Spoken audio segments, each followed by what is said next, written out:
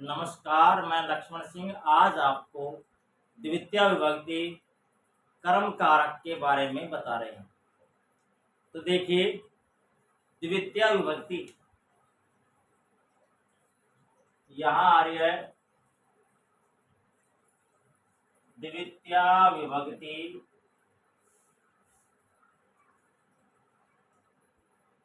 जिसको कर्म कारक भी कहते हैं।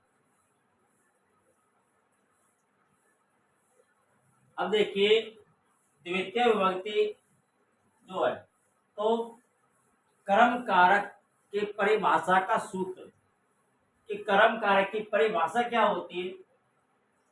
तो कर्म संज्ञा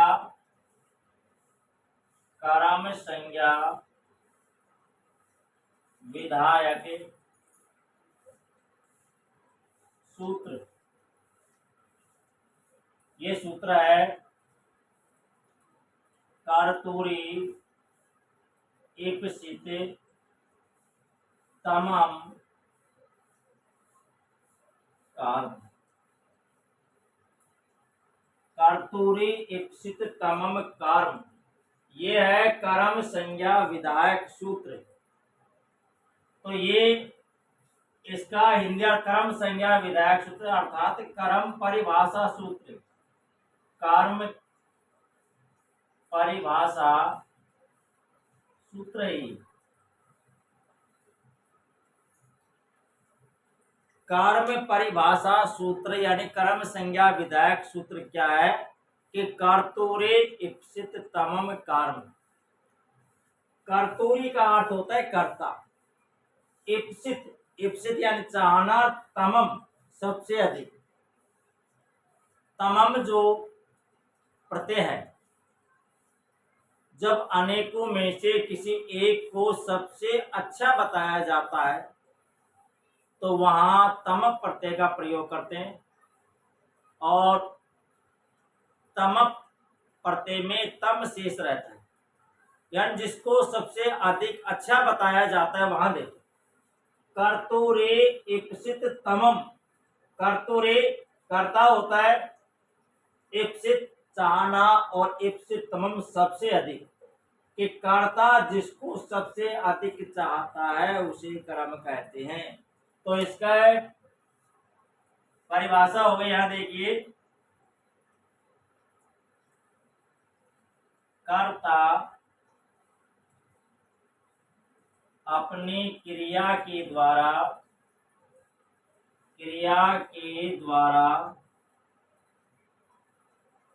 जिसको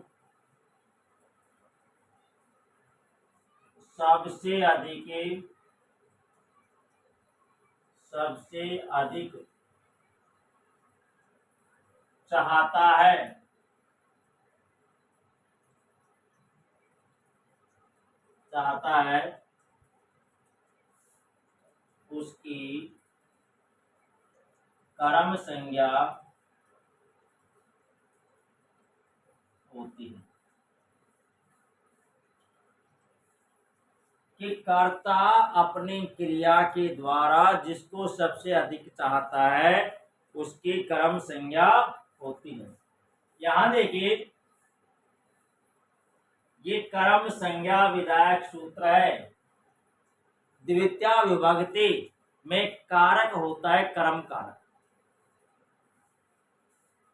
ऐसा कह सकते हैं कर्म कारक में विभक्ति होती है द्वितीय। तो सबसे पहले उसका विधायक सूत्र, विधायक सूत्र का अर्थ होता है परिभाषा सूत्र, कि कर्म की परिभाषा सूत्र क्या है, उसकी परिभाषा क्या है। तो ये परिभाषा होगी इसकी कि कर्तुरी इप्सित तमम कर्म, इप्सित तमम सबसे अधिक चाहना, कर्तुरी कर्ता, कर्म निकर्म हो गया, कि कर्ता अपनी क्रिया के द्वारा जिसको सबसे अधिक चाहता है उसकी कर्म संज्ञा होती है।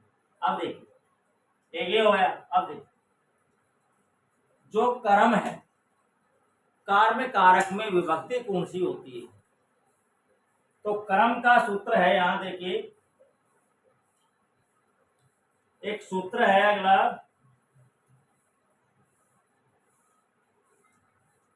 कि कर्मणि द्वितीया, कर्मणि द्वितीया, ये सूत्र है। इस सूत्र की व्याख्या ये होती है, अनुक्ते कर्मणि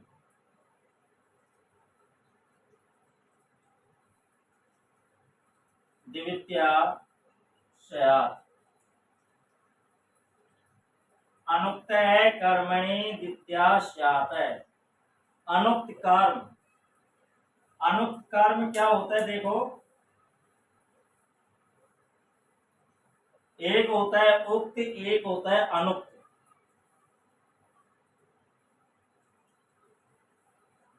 उक्त और अनुक्त कारक,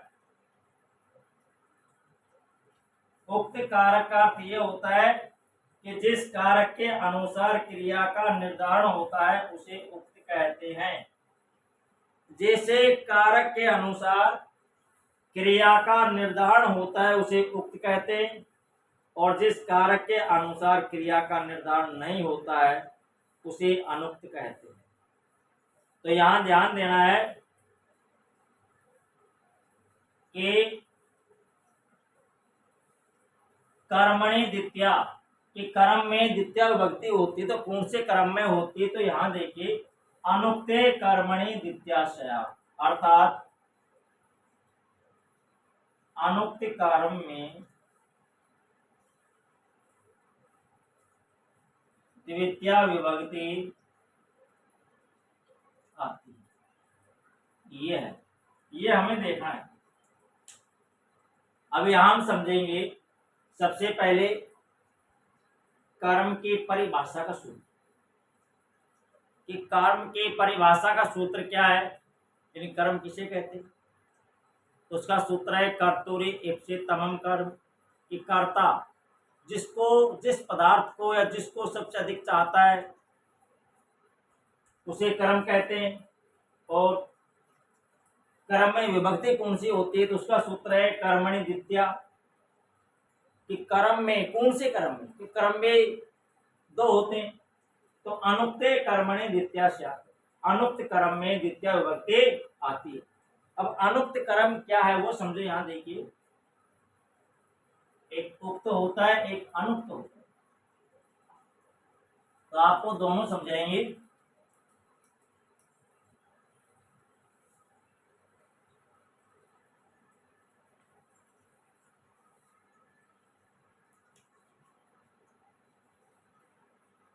यहां देखो उक्त, उक्त क्या होता है कि जिस कारक के अनुसार क्रिया का निर्धारण होता है उसे उक्त कहते हैं। जैसे कारक के अनुसार, अनुसार क्रिया का निर्धारण होता है उसे उक्त कहते हैं। कि जिस कारक के अनुसार क्रिया का निर्धारण होगा उसे उक्त कहेंगे। अब देखिए यहां उक्त होता है कर्तृवाचिका कर्ता, कर्तृवाचिका कर्ता होता है उक्त, एक तो उक्त होता है। नंबर 2 कर्मवाची का कर्म, ये भी उक्त होता है।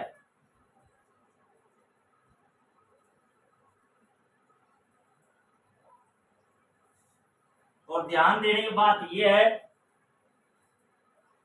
कि उक्त कारक में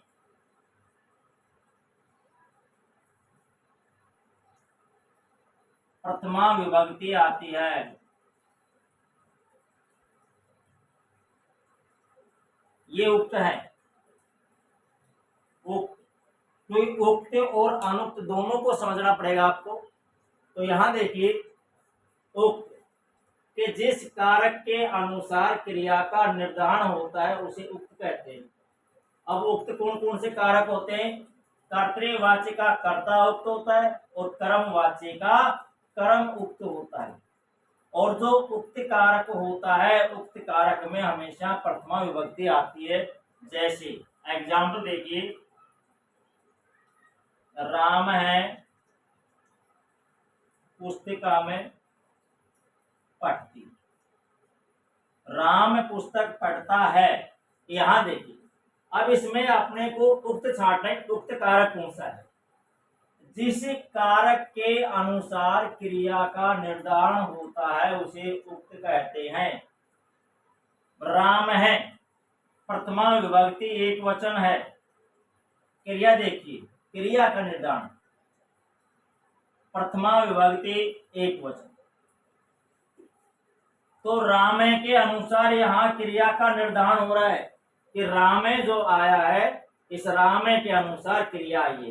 तो रामे जो पद है ये क्या होगा? एक उक्त कारक है। कौन सा कारक है? उक्त कारक है। और उक्त कारक है तो यहाँ प्रथमा विभक्ति आई है, क्योंकि उक्त कारक में प्रथमा विभक्ति आती है। तो ये वाक्य किसका हो गया? कर्तृवाच्य का वाक्य हो गया।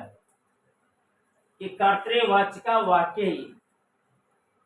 अब देखिए अनु, इसी वाक्य को हम ऐसे लिख देंगे, रामेण पुस्तिका में पठयते।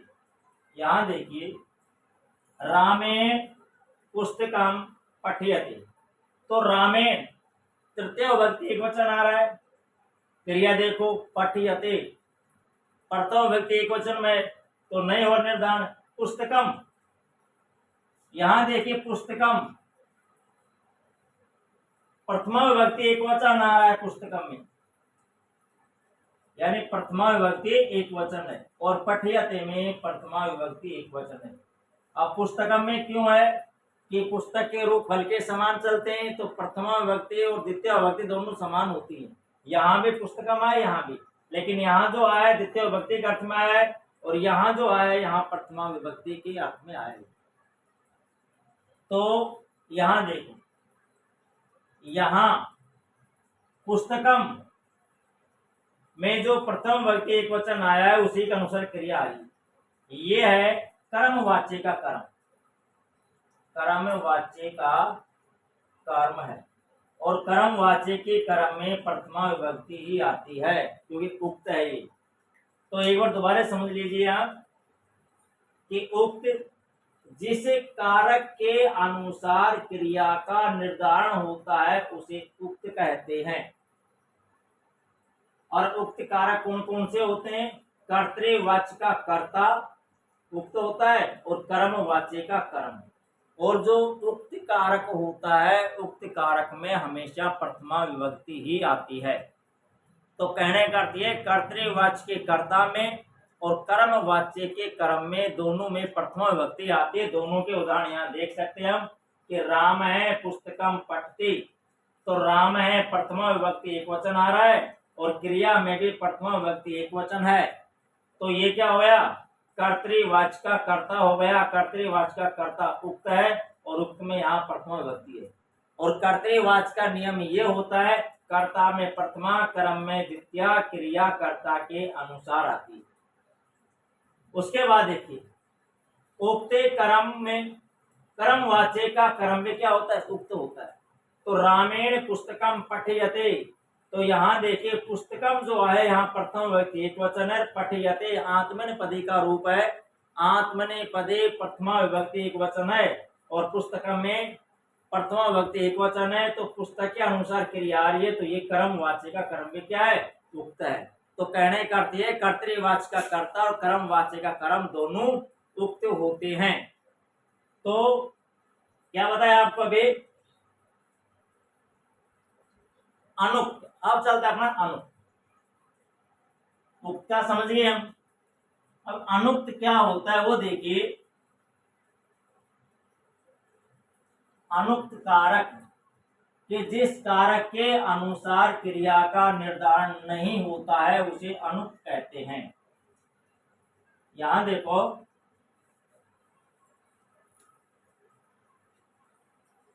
अनुक्त अनुक्त का अर्थ होता है कि जिस कारक के अनुसार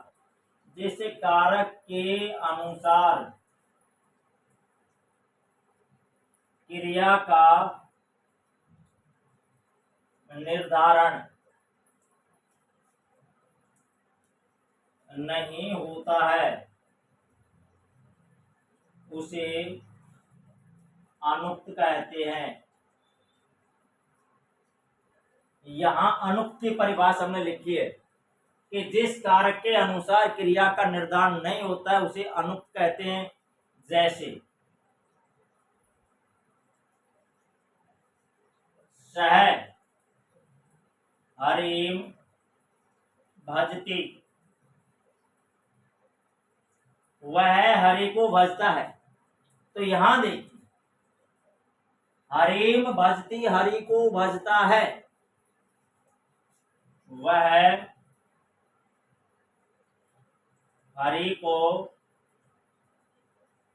भजता है। भजता है का अर्थ होता है भजन करता है, वह हरि के भजन करता है।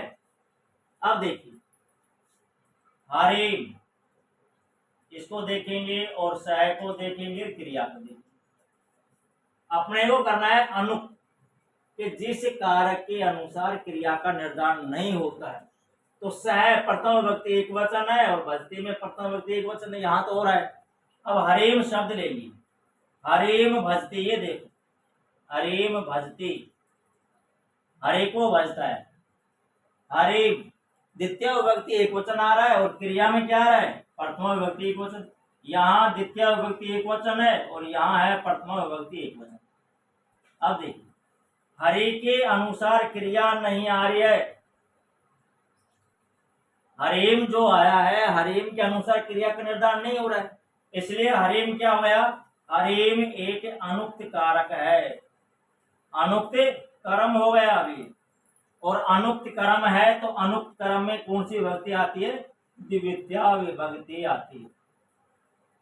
तो कहने करते हैं कि अनुक्त, कि जिस कारक के अनुसार क्रिया का निर्धारण नहीं होता है। यहाँ सह के अनुसार क्रिया आई है, लेकिन हरिम भजती, हरि को भजता है, तो हरिम द्वितीय विभक्ति एक वचन के अनुसार क्रिया नहीं आ रही, क्रिया प्रथम विभक्ति एक वचन की आ रही, इसलिए हरिम क्या हुए, अनुक्त कर्म होगा। अनुक्त कर्म है तो प्रथमा विभक्ति आइए यहाँ। तो ये आपको उक्त और अनुक्त के बारे में बताया, अच्छे तरह आपके समझ में आ गया होगा। धन्यवाद।